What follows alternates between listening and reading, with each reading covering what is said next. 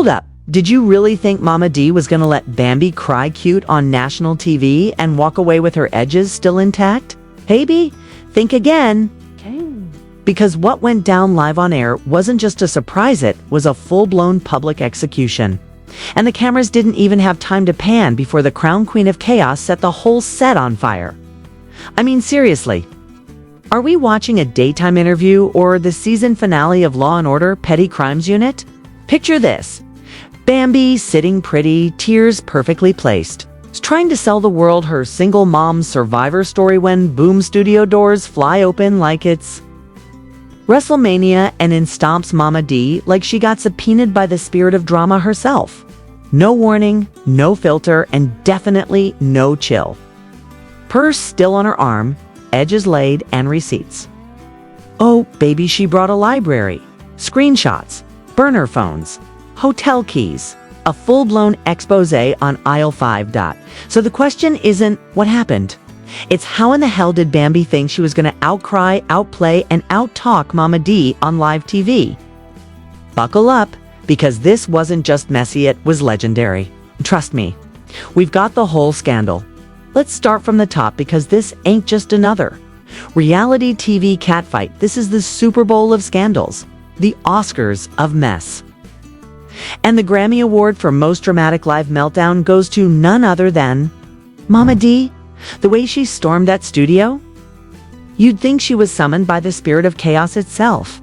Purse still hanging off her arm, edges laid for the gods, and eyes locked on Bambi like she was about to perform an exorcism live on air. And Bambi. Poor Bambi sat there on that velvet chair, blinking pretty, trying to sell the world her little rebrand as a broken-hearted, misunderstood mother of 3. She thought she was about to cry her way into a new storyline, maybe even a skincare sponsorship. But what she got instead was a front row seat to her own public unmasking. Mama D didn't come to play polite. She came with fire in her tone, screenshots in her bag, and the kind of receipts that make you question every filtered family photo you've ever seen. If you think that's an exaggeration, sit tight.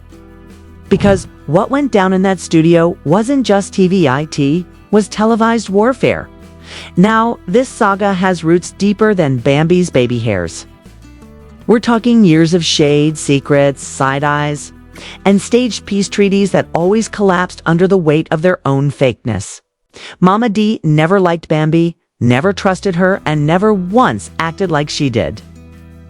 From the moment Scrappy brought her around, Mama D saw right through the lashes, the lip gloss, and the lifestyle branding. She said it on camera and off. Bambi is not wifey material. She's a walking storyline. And for a while, folks brushed Mama D off like the crazy mother-in-law from hell.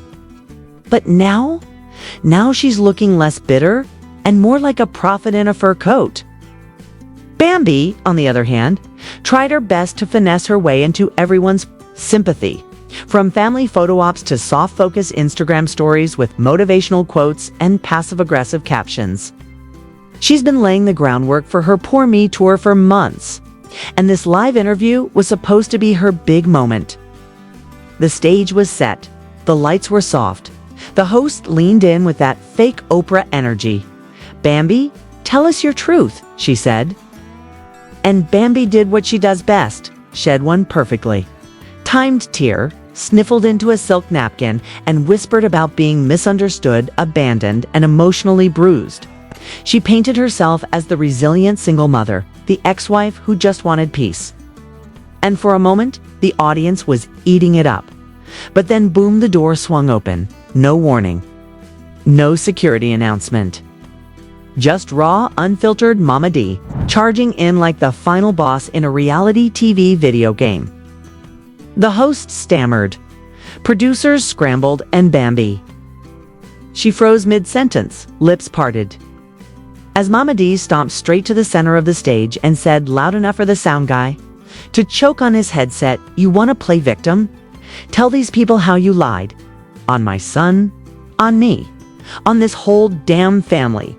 The air got sucked out of the room like a vacuum, and that was just her opening line. Mama D didn't wait for permission. She slammed her purse on the coffee table. and pulled out a stack of screenshots, call logs, and what looked like a printout of some burner phone history. "Keep lying," she said, "because this ain't Instagram. This is live.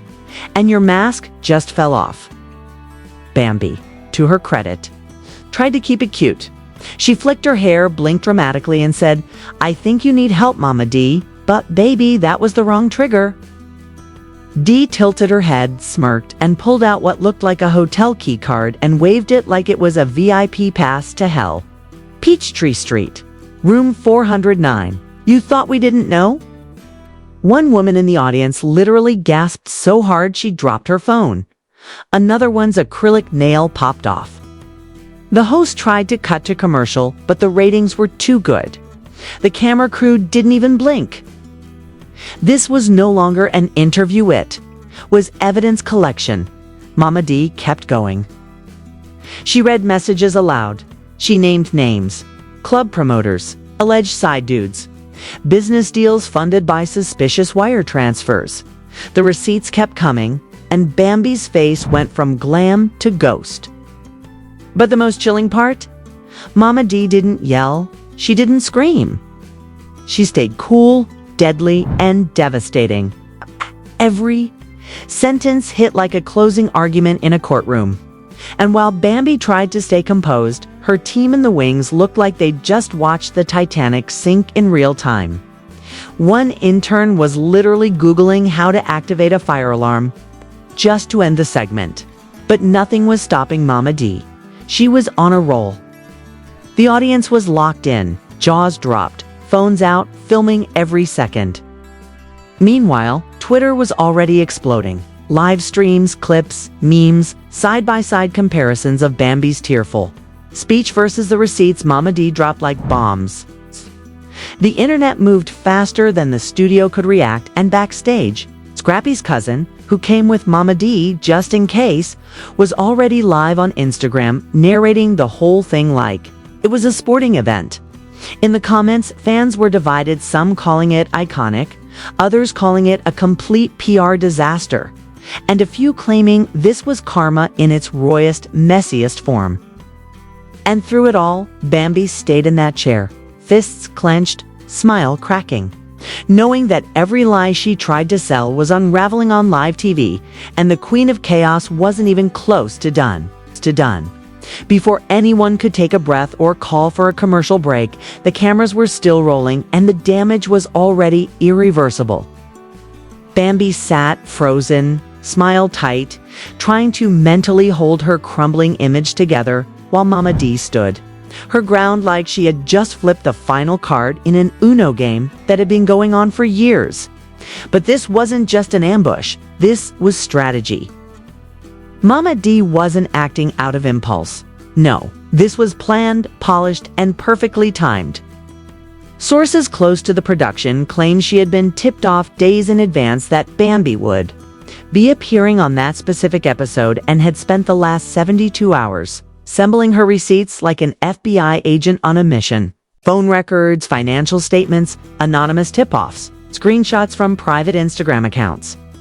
Even a manila envelope with what she called the final knowledge proof of Bambi's secret hotel visits, funded by a certain Marcus, a name. That set off alarms the second it escaped Dee's lips on live TV. That's when the audience really lost it. Gasps, whispers. One lady in the front row reportedly said out loud she needed church after this. But Bambi wasn't backing down just yet. Oh no, if Mama D thought she could break her with screenshots, she had another thing coming. Because Bambi suddenly sat up straighter, leaned in, and said with all the venom she could muster, "If you don't sit down, I will leak the real tape." The room dropped into dead silence. Even Mama D's smirk flickered for a second, the only sign that Bambi might have actually struck a nerve. But then Dee leaned in too, slow and deliberate like a villain in the final scene of a movie, and whispered, "Do it, 'cause when I press play on what I got, baby, your influencer deals, your skincare line, and your whole little brand going straight to hell." You could feel the tension snap like a rubber band.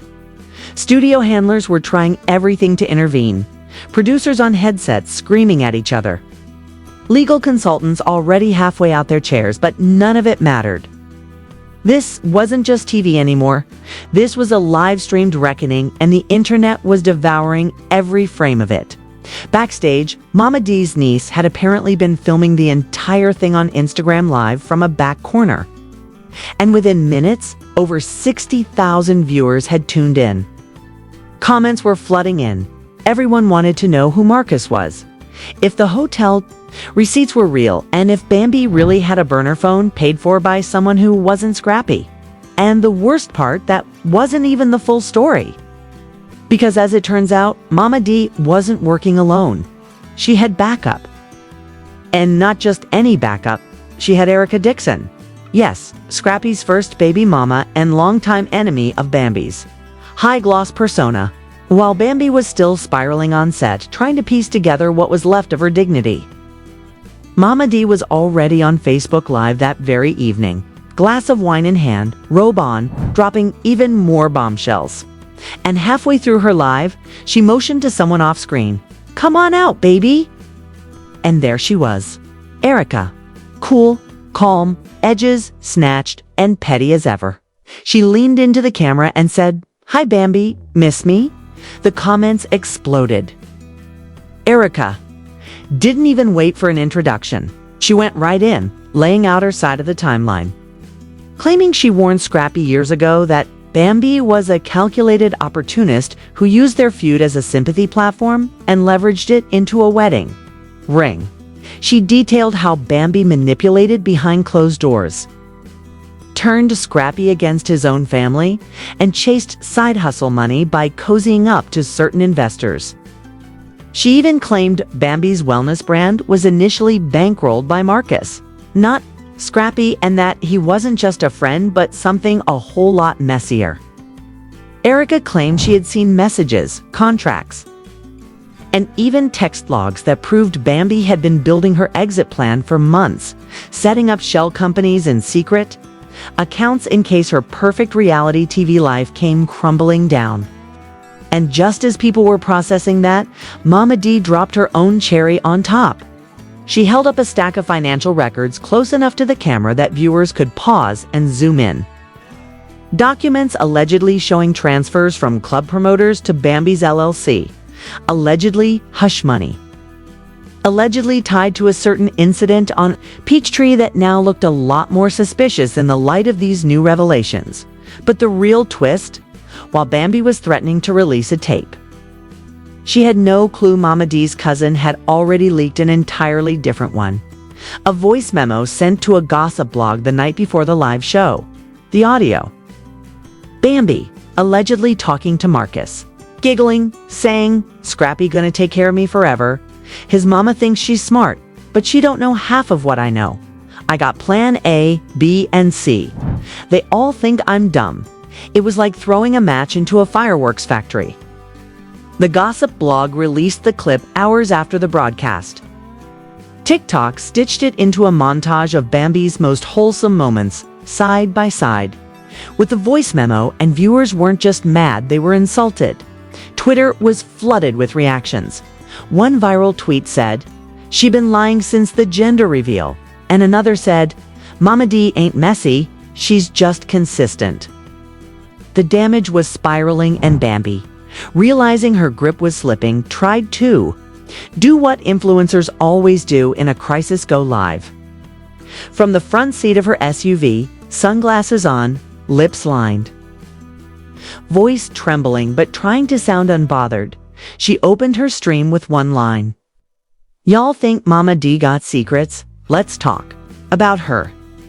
Within 10 seconds, she had over 90,000 live viewers. And baby, she came swinging. She accused Mama D of being broke, of borrowing rent money from men she wouldn't name, stirring drama for attention, and claimed to have screenshots and voice notes ready to drop if things got worse. But what she didn't know is that Mama D had already been preparing for this clapback. Because while Bambi was trying to dig up dirt, D had been collecting her own arsenal and planned to release the rest whether Bambi pushed or not. This wasn't about tit for tat anymore. It was about exposure, legacy, and payback for every fake tear, every fake post. That tear, every fake moment that Bambi used to brand herself as a victim. And Mama D was going to make sure the whole world saw it. The internet had barely recovered from Bambi's shaky SUV livestream before Mama D was already back at it. Going live again from her living room throne, cheer with a smirk that said she was 10 moves ahead and hadn't even begun to play dirty. Yet, draped in silk, wine glass in hand, she looked directly into the camera and said, "This time, I'm done whispering," and what came next was less a live session and more a televised confession booth mixed with an FBI raid. She wasn't just spilling tea anymore. She was uncorking a whole vineyard. And just when everyone thought they had seen the peak of petty, Mama D called out her special guest again, and sure enough, Erica slid back into the frame like she'd been waiting for round two. This time, they didn't come to play, they came to end careers. Erica started by revisiting that skincare contract Bambi had paraded on social media, smiling in brand deals and pretending it was built on hard work and glow serum. Erica calmly revealed that the whole thing was allegedly funded by Marcus, the same man linked to the hotel visits and cash transfers, and showed documents that suggested Bambi didn't just have a business investor. She had a behind-the-scenes partner with benefits. Mama D took it a step further, waving what looked like signed checks from a club promoter connected to multiple events Bambi had attended alone. Documents allegedly showing payments marked as promotional services that lined up suspiciously. Well, with Bambi's solo trips and disappearing acts, it didn't stop there. Erica pulled out a phone and dropped another bomb. This time a group chat screen recording showing Bambi allegedly discussing storyline tweaks with two influencer friends about how to make Scrappy look like the villain for her next PR move. The comments section caught fire. Viewers didn't know where to look, what to believe, or how to defend Bambi at this point. Screenshots of the chat messages circulated like wildfire. One line in particular stuck out: Bambi, allegedly texting, "If they think I'm gonna let D ruin my brand, they got me messed up. I got receipts of my own, and I'm not scared to leak them." But what she didn't realize was that her own camp was starting to crumble. Her ex-friends were already flipping. Stylists were posting shady stories. Makeup artists were refusing to defend her. And one hairstylist even claimed she overheard Bambi planning a soft breakup announcement weeks before Scrappy even knew they were done. The betrayal wasn't just public, it was multiplying. Then came the final nail. A second recording surfaced on a shady gossip blog, allegedly taken from a hotel hallway security cam, showing a woman matching Bambi's build pacing back and forth in a heated argument with a man believed to be Marcus. The audio was muffled but clear enough to catch the words, "If Mama D keeps talking, I swear I'll expose Scrappy." He ain't no saint either. Suddenly, this wasn't just about Bambi. Anymore, questions exploded across social media. What did she mean by that? Was Scrappy hiding something too? Was Mama D fighting for a son who might have been as messy as the woman she was attacking? The plot thickened, the viewers doubled, and the speculation turned nuclear. But Mama D didn't flinch. When that new clip dropped, she went live. Again, within the hour, and addressed it head-on. "Let her talk," she said. "Let her tell it all. Because when I'm done with her, she wished she ran off to Houston with Marcus when she had the chance." Erica, ever the co-pilot of Petty, chimed in again, saying Bambi wasn't built for war. She was built for IG filters and snake emojis. Meanwhile, on Bambi's end, the damage control had hit DEFCON 1. Her PR manager was allegedly sobbing in a group chat. Her lawyer was trying to draft cease and desist letters before more leaks dropped. And insiders claim Bambi herself was frantically trying to reach out to the network that aired her initial interview, begging them to pull the episode from syndication, but it was far too late. The toothpaste was out the tube and smeared across every timeline in America. Sponsors quietly began backing away. removing her tags from branded content. And small businesses that once collaborated with her stopped responding to emails altogether. Even her loyal followers began going silent, many switching sides, resharing clips from Mama D's live streams and captioning them with crown emojis and captions like Queen D always knew. And as the sun dipped behind the Atlanta skyline, that night the countdown began for what Mama D teased as her final reveal. She said she had one more recording, one that would erase every drop of doubt left in anyone's mind. A voice note, allegedly from Bambi herself, talking about her plan to ride Scrappy's fame until she got her own bag, how she never loved him for real, and how she only had kids because she knew that would lock him in. Mama D promised to release it if Bambi dared to go live again, and that was the moment everything stood still. The drama, the chaos, the betrayals, they had all led to this single chilling threat. One more move and the game was over. Scrappy, still silent through it all, was reportedly watching everything from a lawyer's office, sipping dark liquor and saying nothing while his ex-wife and his mother tore each other apart in front of millions. Some called him calculated, others called him cowardly. But one thing was certain, he wasn't going to say a word until the smoke cleared. Because with the way Mama D was handling things, he didn't need to. Her receipts were louder than any statement he could ever make. Bambi's reputation, once carefully curated, was now bleeding out in real time. And everyone was watching. So now that the dust is still flying and the receipts are still burning hot, we have to ask, was this the moment Bambi finally got outplayed by the Queen of Chaos herself? Or is there still another twist waiting to drop like a plotline at a Love and Hip Hop reunion? Because if Mama D's threats are real and that final recording ever sees the light of day, Bambi's influencer career, her brand, and whatever shred of public sympathy she had left might just evaporate faster than her fake tears on set. But let's be real, this saga isn't over. Not by a long shot. What do you think? Is Bambi bluffing? Or does she have a secret nuke ready to fire back? Is Scrappy really as innocent as he's pretending to be? Or is he just letting the ladies destroy each other while he stacks legal wins on the sidelines? Drop your theories in the comments. Tell us whose side you're really on. And don't forget to smash that like button if you live for this kind of messy deep dive drama. Subscribe right now so you don't miss a single leak, clapback, or petty power move, because, baby, this story's just getting started.